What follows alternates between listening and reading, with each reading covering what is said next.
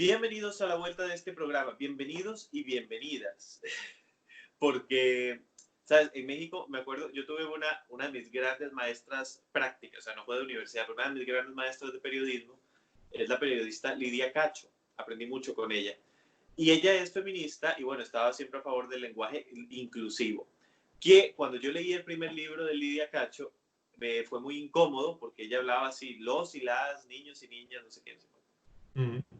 Yo intenté en algún momento apostar por el lenguaje inclusivo hasta que en lo personal no me gustó cómo quedaba la narrativa, sentía que la arruinaba por completo, ¿sabes? La lírica, y renuncié al lenguaje inclusivo y me convertí entonces, supongo, en un pecador para las feministas. Pero apoyo muchas de las causas feministas, solo el lenguaje inclusivo, bueno, ahí no me veo reflejado. Pero no sé por qué cuento esto, pero lo que quiero decir es que vamos a hablar sobre en esta gira de Guaidó y el mensaje de Canadá, que bueno, obviamente causó mucha polémica, causó la reacción, como decíamos, de COSAC, diciendo que Cuba es parte del problema. Entonces ahora Guaidó, mientras estamos conversando, publica unos tweets que vamos a leer. La lucha de los venezolanos es la misma lucha de los cubanos, nicaragüenses y todos los pueblos oprimidos por las dictaduras. Por eso los convoco a todos a unirnos y movilizarnos en Miami este sábado 1 de febrero. Viva Venezuela y Latinoamérica libre. El régimen cubano es responsable de la crisis en Venezuela. Hemos denunciado su injerencia permanente en el Estado y la Fuerza Armada venezolana. Estamos luchando por nuestra segunda independencia y requerimos el apoyo del mundo con más presión y acciones para lograrla. Si vemos este tweet, por ejemplo, este segundo particularmente, ahí hay una unión de todos los mensajes de la gira. Porque lo de Cuba lo esclarece, ¿no? Él dice, Cuba es parte del problema, es responsable de la crisis en Venezuela. Hemos denunciado su injerencia, entonces ahí estás hablando del terrorismo, ¿no? De todo lo que se dijo en Colombia. Estamos luchando por nuestra segunda independencia. Bueno, supongo que esto se puede ver como una lucha democrática y requerimos el apoyo del mundo con más presión y acciones para lograrlo. Bueno, eso es, solos no podemos, ¿no? Entonces yo creo que al final se reúne un poco el mensaje de cada país, que es, a ver, yo el balance de la gira que hago como gira es positivo. Me preocupa es que no tenga consecuencias reales después cuando él vuelva. Pero eso es una estrategia que él tendrá que definir. ¿Qué te parece este tweet, esta convocatoria que hace para Miami, para nicaragüenses y cubanos también? ¿Cómo ves este Guaidó de ahora? Bueno, es un Guaidó sobre el que hay que tener, yo digo siempre que tener, y sobre los políticos, expectativas moderadas. Yo hago un balance que, si lo vamos a poner en blanco y negro entre positivos y negativos de la gira, es más positivo que negativo. Habrá gente que diga que es negativo porque o sea, depende de las expectativas que tú has tenido, Joel. Si uno crea unas expectativas, si hace 10 días, cuando Guaidó salió intempestivamente de Venezuela, uno tenía unas expectativas de que la gira iba a llevar a que Maduro entregase el poder en 48 horas, bueno, tú vas a decir la gira es un desastre. Si uno tenía una expectativa de que el caso Venezuela iba a ser visibilizado, que es un verbo que no me gusta usar, esto es un verbo muy de la izquierda también y de los progres contemporáneos, ¿no? Esto de visibilizar cosas, bueno, pero iba a ser visibilizado o puesto en la mira nuevamente, uno diría la gira es positiva, es más positiva que negativa. Y yo creo que eso es lo que ha sido un reafianzamiento de la posición no solo de Guaidó, sino de la posición de los sectores democráticos en Venezuela. Sin embargo, hasta este momento todavía, parece mentira, pero es indeterminado el alcance o los resultados que esta gira haya podido obtener, más allá de este afianzamiento del caso Venezuela dentro de los esquemas y los tableros de política exterior de países de nuestro continente y de países de Europa. Más allá de eso, no hay todavía cosas concretas.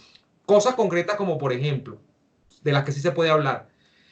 He entendido o he leído a una funcionaria del gobierno de los Estados Unidos, no sé si está vinculada al Departamento del Tesoro, que dice que si le toca evaluar del 1 al 10 la severidad y la gradualidad con la que se han abordado las sanciones económicas de Venezuela, ya diría que hasta ahora han llegado al nivel 8 y que lo que va a ocurrir de cara a los próximos días, no sé si leíste esta declaración, se me olvida el nombre de la funcionaria ahorita, ella dice que lo que viene es que en los próximos meses las sanciones van a nivel 10, que es lo máximo que puede hacer en sanciones económicas en los Estados Unidos. Ahí hay dos mensajes muy rápidos.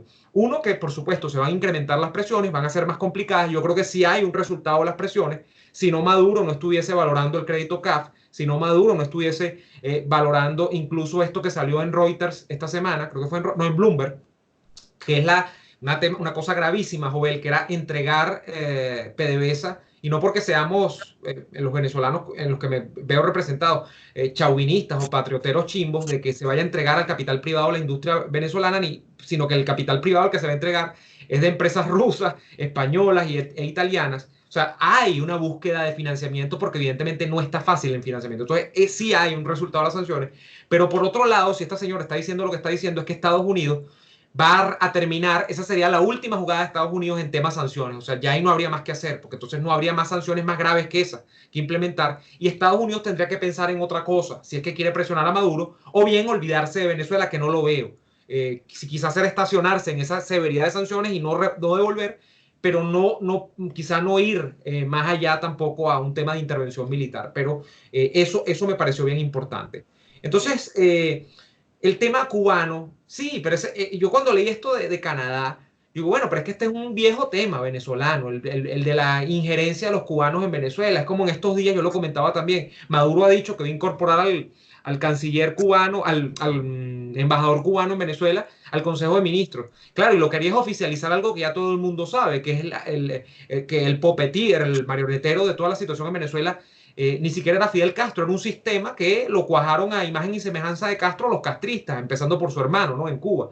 Entonces, es una declaración que sí, yo creo que está muy bien, porque es identificar al responsable, pero aquí vamos a lo mismo siempre, Joel. Ajá, ¿y qué le vas a ofrecer a los cubanos para que suelten Venezuela? Le vas a ofrecer un suministro constante y permanente de petróleo, que por ejemplo es una de las cosas que ellos los mantiene atados a la relación venezolana. Les vas a ofrecer una salida ordenada de los funcionarios de ellos de Venezuela en temas militares, los que están en temas de identificación, como los que manejan los pasaportes, cédulas, etcétera. ¿Qué vas a hacer que ya no les has ofrecido? ¿O es que no se los has ofrecido todavía y creo que no les van a ofrecer esto? No sé. Yo creo que todo el tema está en ser realistas, ¿no? ¿Y qué le puedes realmente ofrecer a los cubanos para que suelten Venezuela? Claro.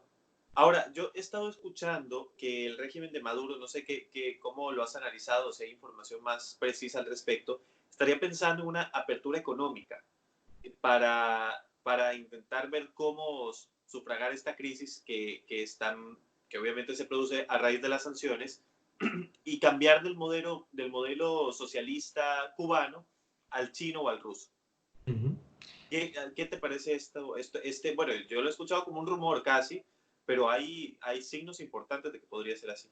No, Reuters, porque cuando dicen, no, que es un rumor, mira, lo de PDVSA vendida a Eni en Italia, a Repsol en España y a, por supuesto, Rosneft, que me cuadra muchísimo, que es rusa, salió en Bloomberg. Y lo que tú estás refiriendo salió en Reuters, por incluso una declaración pública, creo que de Alberto Folmer, que es uno de los titulares uno de los dueños de Ron Santa Teresa, que es una empresa centenaria en Venezuela, dedicada a la fabricación del ron, pero además que tiene otros productos, o que tuvo, porque ya es una familia muy venida menos, que ha estado haciendo muchos negocios de alguna manera de la mano del chavismo en los últimos años, aunque es una historia de una familia que es más larga que la historia del chavismo, ¿no? Pero ellos no se han peleado con el chavismo en este tiempo. Entonces, lo que yo he leído esa información de la que tú estás dando cuenta y yo creo que es bastante inocente esto, porque él lo que está hablando es de un grupo de más de 30 empresarios que están apostando a que independientemente que no se vaya Maduro, lo que va a pasar en Venezuela es que los canales económicos se van a abrir, como se abrieron en la China de este neocomunismo, ¿no? Que es cerrado políticamente, pero supuestamente es abierto al capital privado en términos económicos. Yo creo que eso no es posible, Joel, en Venezuela. En Venezuela la economía que tenemos actualmente es una economía que tiene muchos signos de lo que era la economía tradicional en la época del siglo XX en Venezuela, ¿no? Después de que se asentó la democracia, que es una economía importadora. Es una economía esencialmente en términos locales improductiva. Y eso es algo que difiere completamente con el esquema de la China. En la China que tenemos actualmente hay Es producción que les productor. permite. Exacto, y ellos les permite eso competir. Incluso la guerra que tienen con Estados Unidos es netamente comercial porque producen más y más barato que los Estados Unidos en muchos rubros, ¿no? Por supuesto, con una calidad sobre la que yo tengo enormes reservas. Pero yo creo que en Venezuela, para empezar, eso no se puede hacer, porque en Venezuela no hay un aparato productivo que te permita a ti pensar en que se va a generar una economía que genere punch. O sea, aquí no hay, más allá de entonces un fenómeno estético, cosmético, de que hay bodegones que funcionan con productos importados, porque nada de eso es producido acá, con licencias que permite el gobierno, que se, de alguna manera, o con divisas, que se permite a los privados que puedan transar, creer en que acá va a producirse la China 2. Para ser la China 2 tienes que ser productivo. Y yo eso no lo veo en la Venezuela de Maduro, ni que Maduro se convierta en el capitalista más capitalista de todos los capitalistas. Entonces, eso hay que tenerlo muy claro. Claro, no, me parece importantísima esta aclaración que haces porque tiene todo el sentido del mundo. Me llamaba la atención el rumor, o sea, bueno, rumor no, pero el statement, ¿no? Este pronunciamiento y esta teoría, porque si Maduro lograse una estabilización económica del régimen, eso es peligrosísimo, ¿no? Lo es. Entonces, a ver, justamente esa es una preocupación que yo tenía, pero a ver, queda un poco evacuada con lo que nos dices.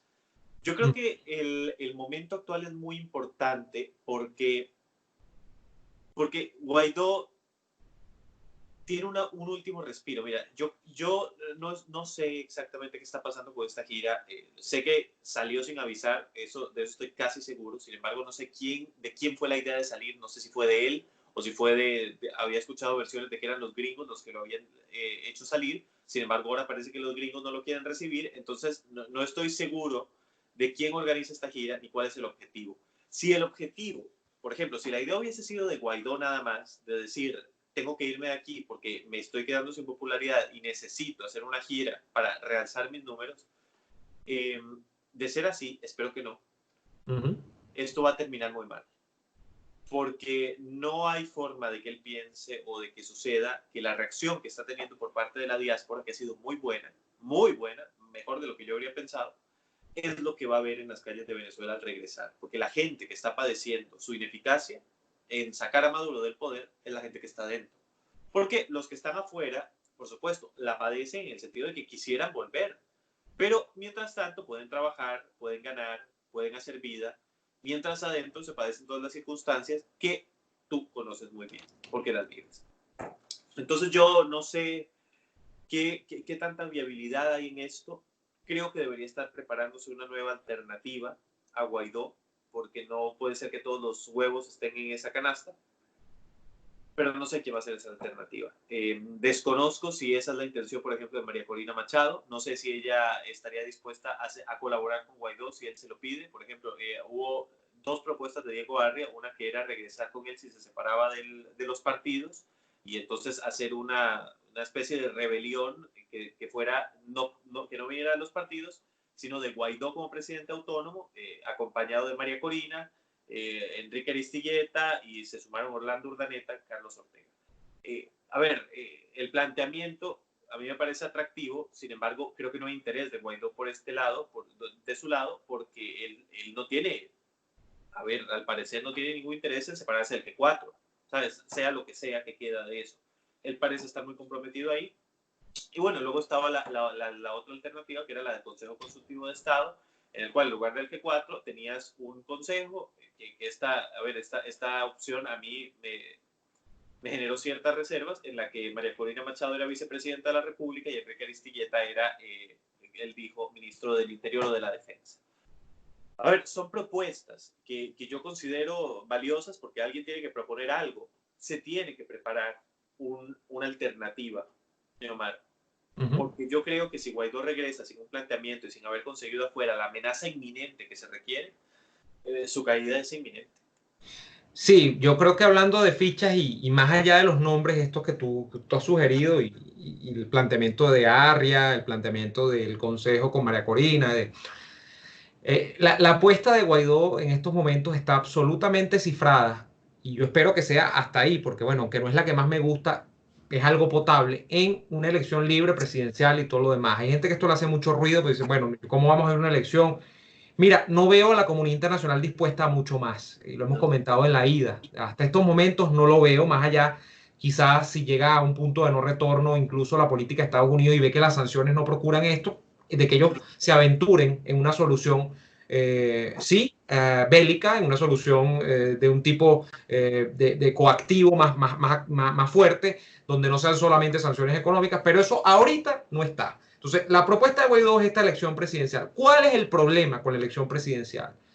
Bueno, de que se convierta nuevamente en una engañifa, porque para empezar, Maduro no está dando ninguna seña, que hay gente que sí, hay gente que a mí me lo vendieron, yo lo comenté hace mucho tiempo en un programa, a mí me vendieron la especie de que Maduro ya había pactado, Joel, hace 4 meses, una elección presidencial donde Guaidó era el candidato de la oposición y donde Maduro iba a ser candidato al gobierno o iban a poner a alguien más en el gobierno de usurpación. Entonces, y por supuesto, esto era un preámbulo porque ya Maduro sabía que iba a salir derrotado, iba a entregar el poder y Guaidó iba a ser presidente de la República. Yo dije, caramba, yo quisiera vivir en ese mundo. Sí, Entonces, me acuerdo que dijiste que quisieras lo que lo vivir. comentamos, lo comentamos. Entonces, yo no veo eso. ¿Qué veo yo? Que quieres porque vamos al tema incluso de empatarlo con lo de los empresarios, con lo de que está acá haciendo el chavismo con esta supuesta apertura que puede pretender hacer. Yo veo a un Maduro sacrificando la economía y postergando la discusión ideológica, como se dice, es decir, este tema de que en socialismo, ¿cómo es posible que los recursos naturales estratégicos como el petróleo lo manejen las empresas privadas y mucho menos las internacionales? Sacrificando todo eso, pero es que eso tiene una sola mira y es su supervivencia en el cargo, es decir, Maduro cediendo, pero sin ceder políticamente nada. Lo único que él está dispuesto a ceder es esta flexibilidad dentro de la ideología oficial para sobrevivir en el cargo. Yo no veo a Maduro entregando el poder y no lo veo porque fundamentalmente desde el año pasado hasta ahorita, más allá de las sanciones que, repito, han funcionado para ahorcar desde el punto de vista del financiamiento el aparato del Estado que encarna Maduro, más allá de eso, yo no veo a Maduro en unas condiciones diametralmente distintas desde el punto de vista de la amenaza existencial a las que tenía el año pasado. Entonces, no sé de dónde se saca esta especie de que ya está lista la elección, de que ahora sí, yo creo que hace falta un poco más de presión, yo creo que todavía no está todo echado y de que si Guaidó sigue en esta línea de que va a la elección presidencial, pero fíjate que eso se cae y no se produce, y entonces lo que le ponen en contraprestación es una elección parlamentaria, y él decide, por acción o por omisión, adscribirse al planteamiento de ir a una elección parlamentaria, como están diciendo algunos opositores que es ineludible ir porque toca, porque no hay otra, porque... Oye, sería un fracaso terrible y a mí no me gustaría eso. Yo espero que eso no sea lo que pase, pero hay una posibilidad cierta de que eso pueda pasar. Sí, sin duda. Pues yo creo que eso es todo por hoy, ¿no? Se nos va agotando el tiempo, pero yo quisiera aprovechar para invitar a la gente a leer un artículo, Neomar, que escribí en el Pan Am Post. Bueno, esta semana ha sido particularmente productiva, porque ya van 3. Eh, y ese artículo, creo que se cortó un poco, el artículo habla sobre la xenofobia eh, que me ha impresionado, tengo que decir que es una minoría, que me reclama por mis opiniones y mi trabajo periodístico en un país que no es el mío, que es Venezuela. Y hago referencia a casos muy específicos porque lo que yo sostengo es que el periodismo no conoce barreras geográficas ni políticas, porque un periodista es periodista donde hay noticia, ¿no?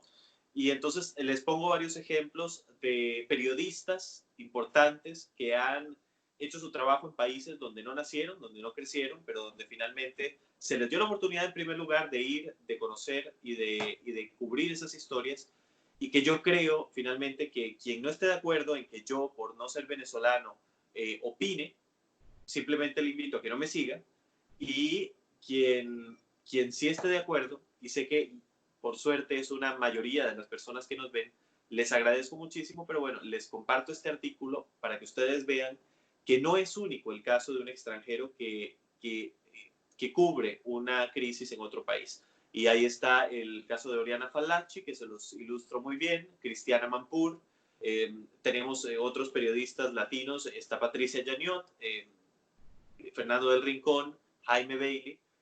Entonces ahí tienen un poco explicada la xenofobia, 2 casos que yo he visto de primera mano, que fue el de los migrantes en México, con la caravana de los migrantes, eso yo lo cubrí, y de los nicaragüenses en Costa Rica, porque siendo costarricense yo he visto la discriminación hacia los nicaragüenses en mi país.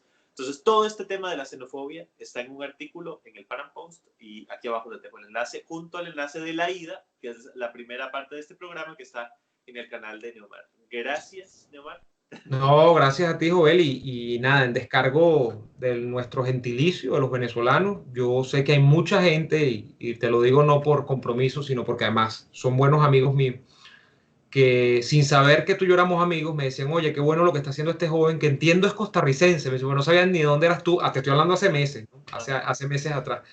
Y mira cómo habla de Venezuela y cómo se interesa y cómo le apasiona el tema de nuestra solución, de la solución a la crisis del problema venezolano.